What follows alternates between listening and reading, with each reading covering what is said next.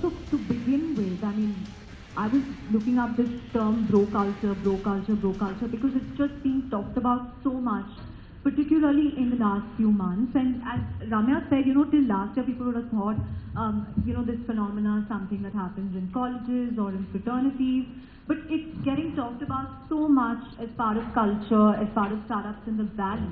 So if you really look at, what bro culture means in the valley sense, in the US sense, it would mean this, rich, white, young entrepreneur, overconfident, arrogant, masochistic, who permeates this culture of hyper-masculinity. So, they hang out, they're constantly hiring people who are exactly like them, and to the cost of, others who get excluded. So not just women, but others who are in a minority, people who don't belong to that category. But I really want to get your thoughts on, what you think bro culture is. I mean, that's the definition that would suit, a Silicon Valley or a US. But if you have to define bro culture in terms of how you, first of all, identify it in the Indian ecosystem, what would it be? Because it's not something that hits you, immediately, but it could also include very unconscious biases that all of us have. So what in your mind would be, a symptom of bro culture, if you have to start that way? I don't think before maybe the last 5 years of being a founder and being part of supposedly the corporate VC business, was I really very aware of, what you term bro culture, but what I would term as just power play, right? I think in the media and entertainment business I have had only women bosses. There've been a lot of women professionals, producers, directors, etc. So you're not almost made aware, right? Also, I think it's a far more casual atmosphere. So, like even Shiv said, of course there needs to be a formality in being casual, but I think the culture in the media and entertainment space is far too loose to term as anything. I'm ashamed to say that I've been part of bro cultures, if there are any, especially since when you have about 50 women and sometimes 20 men. So again, there's a majority. Confined to a particular gender. I actually think it's majority versus minority. Would you agree that we should not really look at this in terms of gender, but a power play, a minority versus majority in any organization? See, I don't think we've reached a level in India where we can say that women are as much has an upper hand in the power play. I'm sure a lot of men's rights activists on social media would like to claim so, but I don't think we've reached it.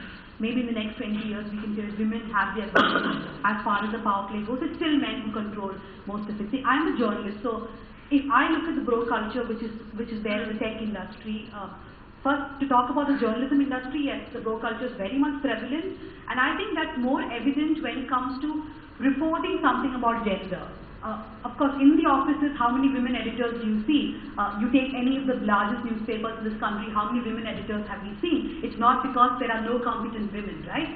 There are people like... The scenario is different in television. Yes, only in television. But even then the top bosses, I'm not very sure. But yes, see, there are people like us who are in the middle level who are doing well. But I think the bro culture is not only in the employment and the opportunities. As far as journalism goes, it's also about how we report. And I think that's hugely problematic. Most of the reports are written by people who are sexist in their minds, who are misogynistic in their minds. So what they write reflects that. And that's what you all end up reading. So I think that's the first problem. The second problem as a journalist is, these days we hear a lot of stories about issues within tech sector. We had the TVS issue and other issues where we talked about sexism, we talked about harassment. And I've seen that as a journalist, when something like this gets reported, everybody just claps up. The first reaction is to just say, and this is amongst women too, the women do react, but he's not done that to me. So the bro culture is basically permeated by not just men, but by women too. In fact, Karthik and Ganesh, I want to get your thoughts on this. This is something asked after the TVS, which was the most prominent example.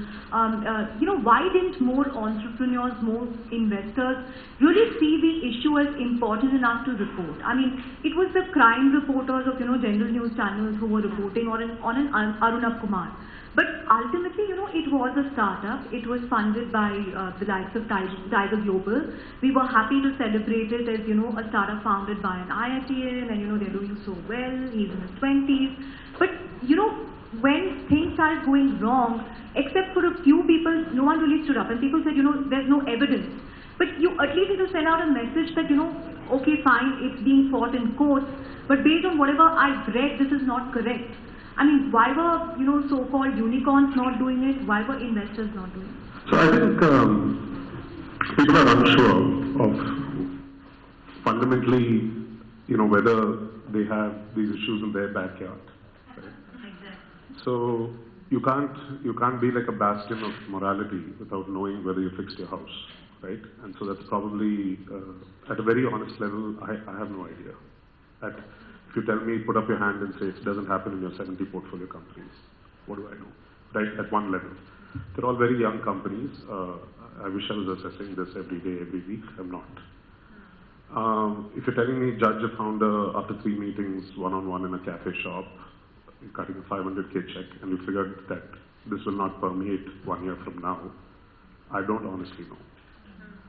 So did some introspection after I was invited here as to what would I say if these questions came up, and I think it's super challenging to be reactive. I think the only way to fix this in the long term is take 2 steps back and say, how would you fix it for posterity, and be proactive in the future on how you guard yourself against this happening in your portfolio. So any investor will fear that, if you speak too vocally, and God forbid one of your portfolio companies goes down that path, then you're screwed, right, in public stage. And then what actions do you take? Social media these days. So yeah, I think everyone is going to evaluate what actions do you take. Do you fire the founder? Then what? To be very honest, we're not used to running companies. We just cut the check, right? So you fire 2 founders, whatever. What would you do next? So I think it's set the industry into an introspective path. I don't think we have answers as yet. Startups in India or in the West Coast are going through this Amitabh Bachchan phase, where everything is reported as if some glorified event. I thought it's already gone to like the Amrish Puri phase. No. So the Amitabh Bachchan effect is that after that, if you make a single fault, you'll get big stones thrown at you. So you rise very easily, and then the minute you find a slight defect, everybody hurls stones at you. But this is not a slight defect. No, not that. No, even for the slightest defect. Even for the slightest defect, I'm saying. So my point is, somebody files a check case on the Stazilla founder and he goes to jail. I'm sure check bounce cases happen all over the country. Will not get the same. So all I'm trying to say is, I don't think it's a startup phenomenon. I'm saying, but they also get all the attention. Of course. In good time. So it's all, that's why I said that. It's what you sign up for. So the good news in that is that because we have this little, carve out called the startup ecosystem, there's an opportunity to be a thought leader in how this kind of culture gets rectified. My limited point was that I'm sure there are other pockets in the country where this happens. Do investors and founders really have the incentive to, invest in HR, invest in culture in the first 5 years? Because all the focus is on, okay, angel round ho gaya, seed round ho gaya, series A, series B, how much am I scaling, what exit will I have? So amidst all this, all these pulls and pushes, after 7 years you realize that, the founder is not a good guy, and then, by then he's become indispensable. So is there incentive really for investors to look at this before they invest in a startup? Are they even looking at it now? Yeah, so I think your questions are all valid, right? There's no doubt, there's no doubt whether it is the incidents here or incidents in US. What it has done is, it has shown a mirror to everybody in the ecosystem. I'm not just saying investors, I'm not saying founders, I'm not saying this. Clearly, as a founder or as a promoter, as an investor, the focus has been on identifying opportunities, putting a team together, getting some money, getting the model to work. There are so many moving parts that in that situation, having systems, processes, policies, or people or HR defined really takes a backseat. Not just about this aspect, about any aspect, any system, okay, right? I'm not justifying it. One of the reasons is we don't even know if after 3 months the startup is going to survive. If I'm going to make manuals of it, if I'm going to get HR person and all that, it's being done that. But what this is actually shown, it doesn't matter whether they did not stand up, commit, comment or do that and all that stuff. It has brought into attention stark reality. However valuable the company may be, however iconic the founder may be, if these basics can actually shake the full foundation, even if it's the most valuable company, if it's a multi-billion dollar company across the globe, it can shake. So, for me, and when I speak to people, a lot of us is that, man, this is something critical. Like the way, for example, when you do investment, you do due diligence, okay, right? You do due diligence, financial, legal. You also do due diligence on the founder, okay, right? You also ensure compliance has taken place, service tax registration, VAT, now GST, or incorporation, all of that stuff. Along with that, what this has shown the necessity is the basics in place so that we avoid something like this. That this can take such a mammoth proportion, okay, right? I think that realism has really stuck in now. So, to that extent, I agree with Karthik. It is not. Just one point to the investors here. You know, in all these cases, whenever pull has come to push and the case has come out, it's never been a one-time offense. I mean, these people are serial offenders, In some sense, Manish Murthy, he will do it 5 times, or Arnav Kumar would have done it 10 times. And people, will say, oh, he was always like that. And my point is, when you're doing the investment, isn't it possible to get a sense of, how this guy might turn out? Or is it a toss-up between being brilliant and, being a jerk? And brilliance wins out most of the time. No, not really. So, to your point, very clearly where it has distinctly come out, okay, right, I don't want to name names, PCs have not invested, okay, right, they have categorically said, I'm not going to invest behind X, I don't want to name names, so no, that I'm not going to do, irrespective of the model. So that is very clear. But the challenge, what we are discussing, what we are trying to address, like Karthik said, I don't know, now stark realism has hit it, that right on day one I need to put the policy in place, zero tolerance in place, send a message out first time.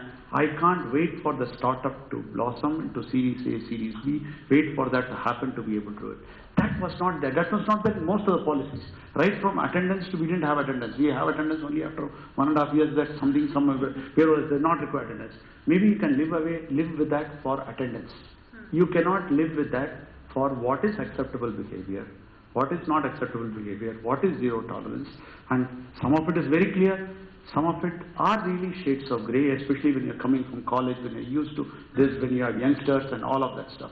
So age of the founder, age of the company, the nature of the company, the informality or lack of systems and processes and the openness, all of these contribute a bit, not a justification, contribute a bit.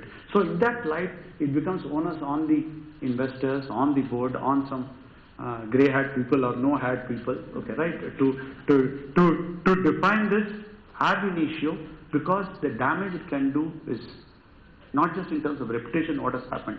You are losing out on so much of good quality people hiring, contributing, working in a thing, because you are not providing a fair, equitable environment, okay, right? And it happens, most of the discussion is about gender-based, but it can happen with other things. With bro culture, for example, I've seen in startups, where, and we are some of them, where the founders are less than 2 years out of IITs.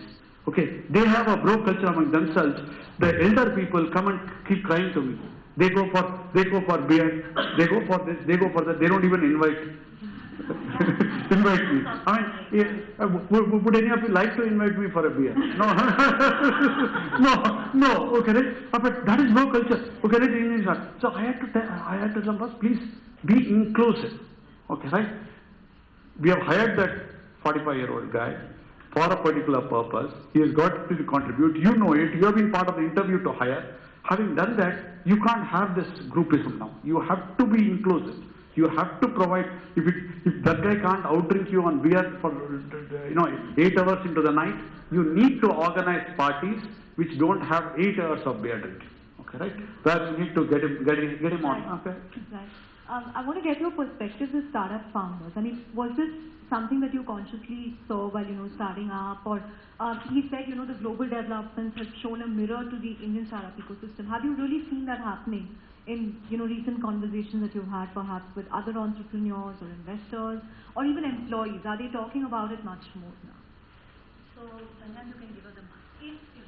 So I think for both of us it's similar because we both run largely women, outnumber the men by a large, so I was just, a large percentage. For example, in our company we're about 70 people and I would say 58 are women, right? So, that being said, I think the conversation needs to be had and it's happening a lot more in our office. But is that another thing? Do women founders consciously hire, do women end up outnumbering men? Not at all. I mean, if I met a competent man, I would not, no, I'm just kidding, no. But on our basis,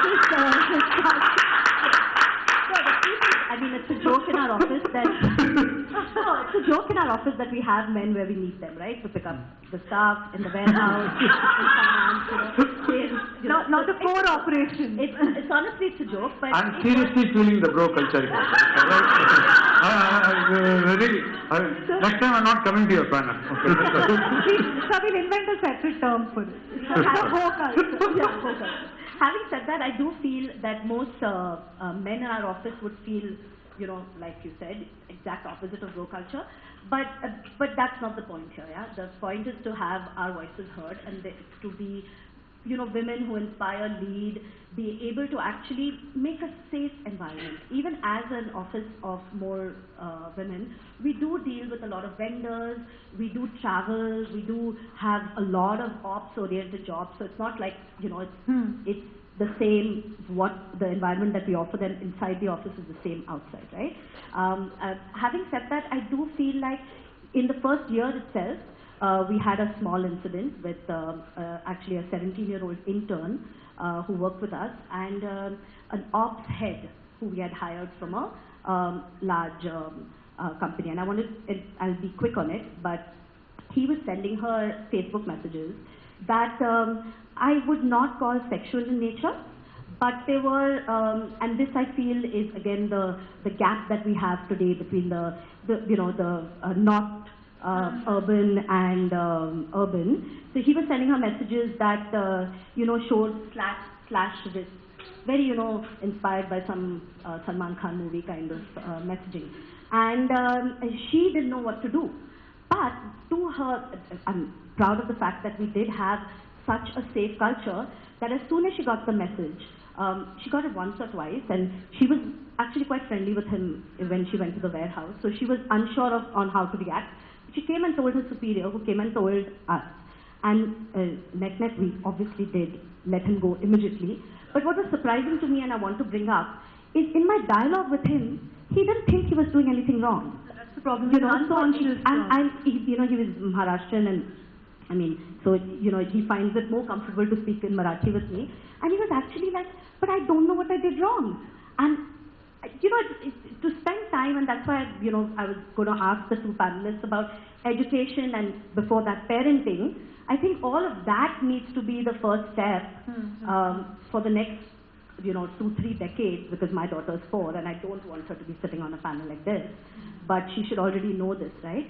But the problem, according to me, in India, the environment is he actually didn't think he was doing anything wrong, because he was just sending her pictures of his slashed wrists and talking about some girlfriend of his sitting in some town and Skyping her or whatever it is.